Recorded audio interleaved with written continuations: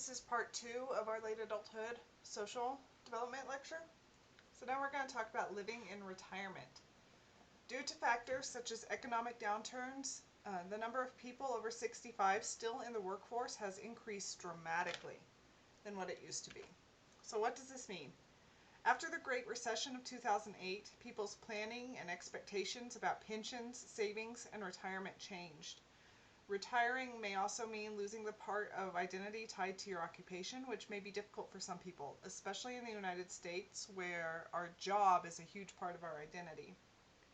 And researchers view retirement as another life transition. So why do people retire? Well, they feel financially secure. Social Security, pensions, and the like, personal savings, they feel like they have enough money that they can afford to retire. Maybe they do it for health reasons. They're forced to retire because their health won't let them work anymore. Sometimes companies force them into retirement in order to avoid risk of injury on the job and having to pay for it. Maybe people lose their job. They lose their job or they accept buyout packages during layoffs.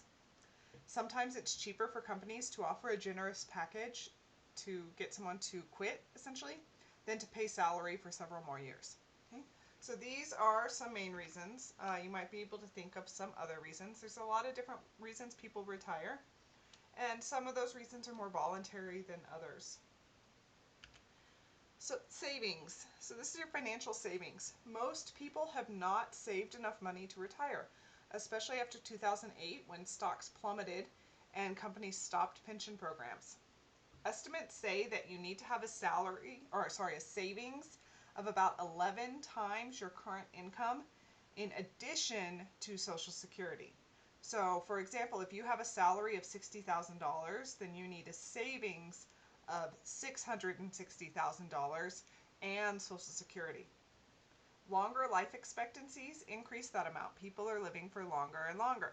If they retire at 65 and live to 95, they need enough savings to keep them for 30 years. And most people just don't have that. So adjusting to retirement. It's a big adjustment. People need new patterns to respond to new roles and lifestyles. And there are a lot of factors to this. Their physical health is a factor, their financial status, the degree to which the retirement was voluntary, and feelings of personal control. So people who have financial security, good health, a supportive social network, and a sense of motivation feel good about being retired. So they're in good health, they have enough savings, they wanted to retire, it was voluntary, and they still feel like they have control over their lives. These are the people who have the best adjustment to retirement. There is no evidence that voluntary retirement leads to a decline in health, but being forced to retire leads to poor mental and physical health if they didn't want to do it. So some people deal with this with part-time jobs. For more and more people, retirement involves working a part-time job. For some, the employment is necessary. They have to do it because they don't have enough savings. But for others, it's just a way to stay active and involved. They just really like to work, and they don't like the idea of just sitting home all day. They still want to have a job. It's a good option for companies to hire older workers part-time. They get the benefit of the experience of that older worker, but usually have to pay them less money than they would have to pay a new worker. So volunteering. Many adults stay involved by volunteering, and there's a lot of reasons for this. It helps them develop a new aspect of themselves. They're not working anymore. They've lost that part of their identity. So volunteering can help them find a new part of their identity to replace it. Maybe it gives them a sense of purpose. They feel like they're accomplishing something and that they have a purpose in their life. They like to share their skills and expertise. This goes back to that generativity idea. Maybe they just enjoy it. It's something they like. Maybe they just like being around people or seeing certain things. And it gives them a way to give back to their communities, which again goes back to that idea of generativity. Volunteerism allows societies to make use of the resources that older adults offer. They have a lot of resources that people in middle adulthood with all those stressors can't offer. So volunteerism is very good for cultures and societies. Friends and family. There's this idea of a social convoy. So a convoy is like, if you see a military convoy, it's a bunch of trucks all going in a line down the highway. So a social convoy is a group of people who journey with us throughout our lives. They provide support in good times and bad. They provide a safe cushion that permits people to explore the world. Friends and family are essential aspects of adults' lives, especially older adults. So your social convoy could be your siblings or just friends who have been friends for 40 years. Just people who have been around you throughout your life, and they're a support network for you. Socio-emotional selectivity. This theory argues that the social contract is motivated by a variety of goals, including information seeking, self-concept, and emotional regulation. So the relevance of each goal varies over the lifespan and influences our behavior. So in information seeking, we usually see this in young adults. They want to meet new people. They want to get more information, more expertise. Emotional regulation. This is seen in older adults. They're highly selective in their choice of social partners, and they prefer familiar people. So it's just the different goals that you have throughout your lifespan. So young adults, their goal is to seek out new information. For older adults is to find emotional support. Late life friendships are fewer, but quality friendships can provide a buffer against the loss of roles and status that happened with retirement and getting older, and can increase happiness and self-esteem. So friendship is still important in late adulthood. Siblings are the longest lasting relationship in most people's lives. You've been around your siblings almost your entire life, or if you're a younger sibling, literally your entire life. The importance of siblings relies on the proximity, how close they are to each other, their health, the degrees of relatedness. Are they full siblings, half siblings, step siblings, etc.? When siblings are close and one dies, the surviving sibling often thinks about them or talks to them for advice. Okay, so even once a sibling is gone, it's like the other one still uses them. Sibling relationships are affected by events that may have happened decades earlier. You may still hear older siblings fighting about something that happened 40 years ago.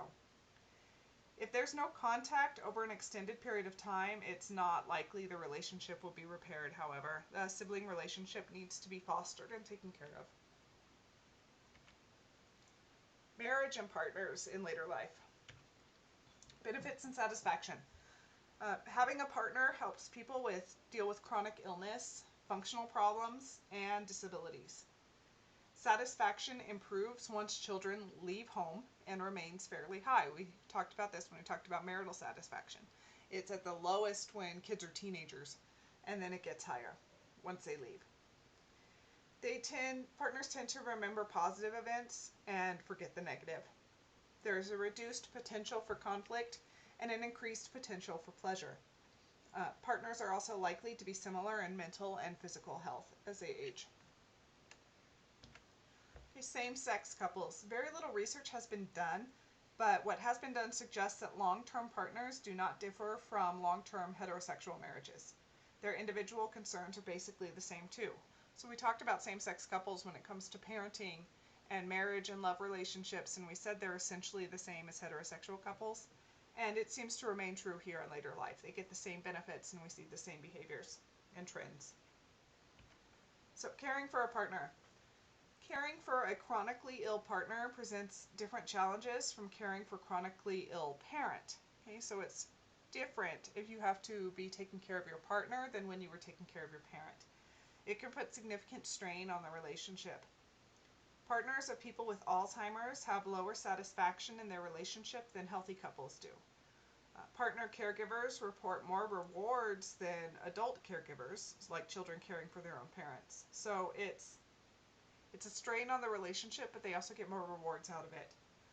The marital satisfaction is a predictor of depressive symptoms. So a better relationship means they'll have fewer symptoms of depression.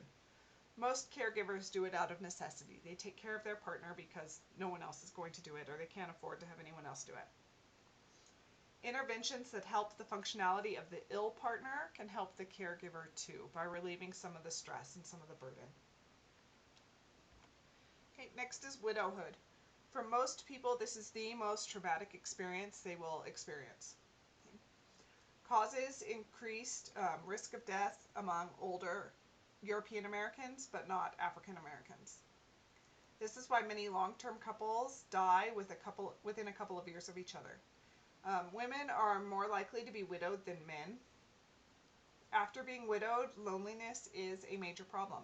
They may lose their partner and the friends and family who don't know how to deal with a bereaved person, or they feel uncomfortable dealing with a single person instead of a couple. So they may lose their partner and family and friend support. But having a strong social support system can speed their recovery. Those who are most dependent on their partners have the highest increase in self-esteem in widowhood because they have to learn to do things for themselves.